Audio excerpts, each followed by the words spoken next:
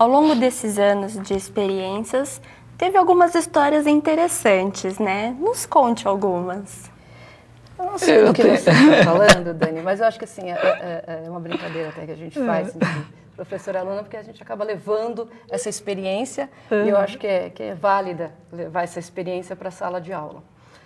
E tem algumas coisas, eu acho que um primeiro momento, logo que eu entrei na rádio, né, em uma emissora de rádio lá em Santos, e é claro que as pessoas, os colegas, as pessoas que já têm muitos anos, locutores, sempre dão um jeitinho de aprontar com a gente, né? Novata, tal, vai cair caloura, aquela coisa toda.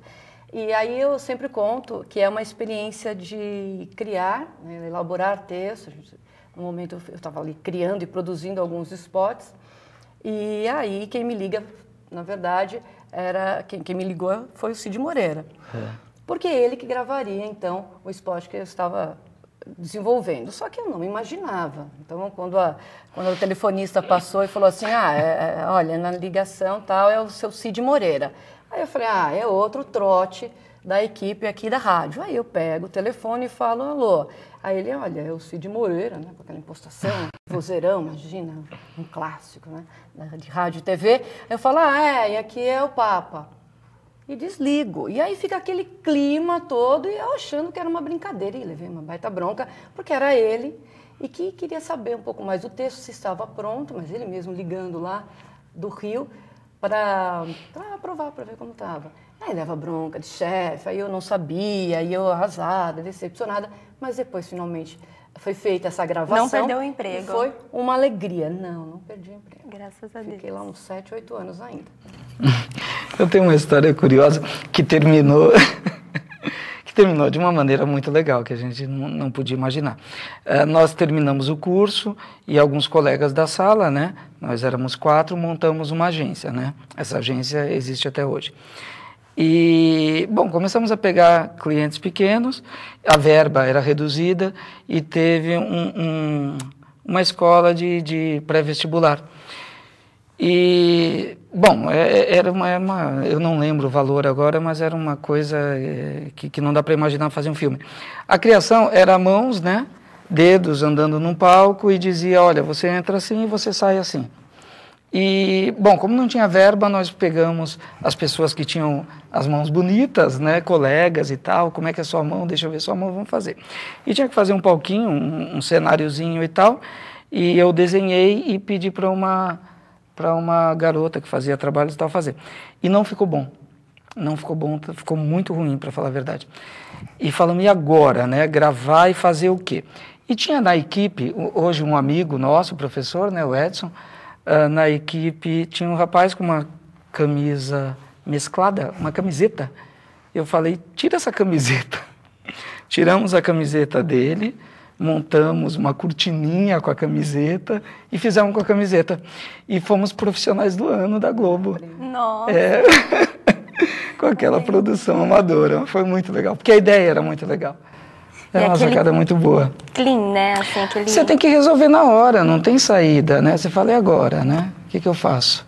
Bom, o Alex Pericinoto introduziu então no mercado publicitário essa dupla de criação, né? Redação e direção. Como que é hoje o mercado? Olha, desde a década de 50, até mesmo quando o Pericinoto teve essa ideia, e aí depois outras agências, é claro que isso foi mudando bastante. A gente já tinha anteriormente essa ideia de dupla de criação, a gente já tinha profissionais que trabalhavam de uma maneira independente. Ou seja, se fazia o texto e se ilustrava esse texto. Se tinha uma ideia de imagem e se colocava título e texto.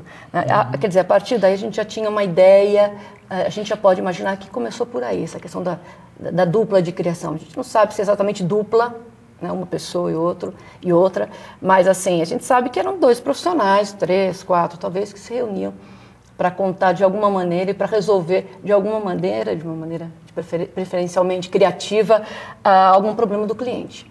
Então, a propaganda tem essa ideia, né? Então, assim, quando o Alex ele fala isso, e ele fala com muita propriedade no mercado, ele viu várias duplas, várias equipes sendo criadas. E o diretor de arte, ele se junta, se aproxima, alguém que tem uma facilidade maior com imagem, enfim, né, junto com um redator, que também tem uma facilidade, muitos iniciaram sem qualquer formação em publicidade, propaganda, em cursos, faculdade, etc., né, para desenvolver algumas ideias. Seja no anúncio impresso, seja... Hoje em dia a gente fala muito de internet, tecnologia, essa coisa toda, mas isso que o Batista falou é muito importante. A ideia era muito importante. Né? Assim, até porque não tinha tantos recursos, assim, gráficos, digital, imagina, nem isso. Então, o digital que a gente fala é algo muito distante da realidade do que a gente fala hoje. Seria ali o começo da televisão e as primeiras experiências eletrônico. Então, assim, a dupla, eram pessoas que tinham um pouco mais de facilidade, tanto com a verbalização, o verbal, quanto o visual, e se juntavam, se uniam para desenvolver algumas peças publicitárias. E por meio de ideias, né? Como ele deu exemplo agora, né? Ideias e muitas vezes com uma produção extremamente precária, né? Alguns anúncios surgiam a partir daí, assim como os anunciantes também acabavam por opinar. Enfim, e as agências começaram a surgir daí. Então, assim, é importante, e aí eu faço até essa colocação novamente, que cada vez mais as pessoas continuem preservando essas ideias, né? E não assim, simplesmente colocar um título em uma imagem, né? Se criar uma imagem qualquer, porque vocês têm tantos recursos hoje, eu falo vocês por conta dos próprios alunos, tantos recursos hoje nos computadores, internet, nos programas, e achar que isso resolve, né? Ideia é valiosa. E às vezes o menos é mais, né? A gente tem aí o Carlos Moreno, que há 40 anos faz a propaganda da Bombril, e ali é a uma mais ideia barata, né? Exato, é uma ideia muito simples. Tá? E que aí teve, claro, com o passar do tempo, mas desde um primeiro momento teve uma empatia muito grande com o próprio telespectador, enfim, com o próprio consumidor. Por isso fica, uma boa ideia, ela permanece. Claro que ela pode ser substituída por uma outra boa ideia, por que não? Agora, os recursos todos, todas as ferramentas, todos os programas, eles surgem, eles vêm para o quê? Facilitar, né? Para executar, para melhorar na execução. Mas a ideia... Ela tem que ser mais importante. Eu acho que é isso que é importante, que as pessoas pensem e entendam na criação. E também que publicidade, eu gosto muito de falar sobre isso, que publicidade e propaganda, a gente não pode imaginar apenas como a veiculação ou a apresentação de um sabonete, de um produto. Hoje, esse ano nós estamos com campanhas eleitorais. Isso é propaganda política.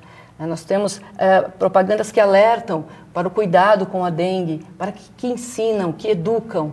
Então, isso é muito importante, né? O institucional, o quanto isso é importante, doação de órgãos. E isso tudo é o papel também do publicitário e das grandes campanhas. E que essa mensagem seja clara, né? Exatamente. Eu concordo aí com tudo que a Paula disse, né? Quer dizer, muitas vezes se coloca a tecnologia em primeiro plano. Ela é importante? Sim, ela é importante. Mas, nossa, como você tem trabalhos bons, não só na publicidade, no cinema, na televisão, e que não tem tantos recursos técnicos, mas tem uma boa ideia, né? E aí é uma questão de saber trabalhar com essas diferentes linguagens, né? Porque quando a gente fala em dupla de criação, mais importante do que ser dois, dupla, trio, não interessa. É uma questão de saber trabalhar com as diferentes linguagens. E aí cada uma dessas linguagens, o verbal, o visual, a música, ela exige um conhecimento específico. Então você precisa de um profissional que domine esse tipo de linguagem. E se esses profissionais trabalharem juntos, né, para construir essa ideia, é aí que está o grande segredo. Né?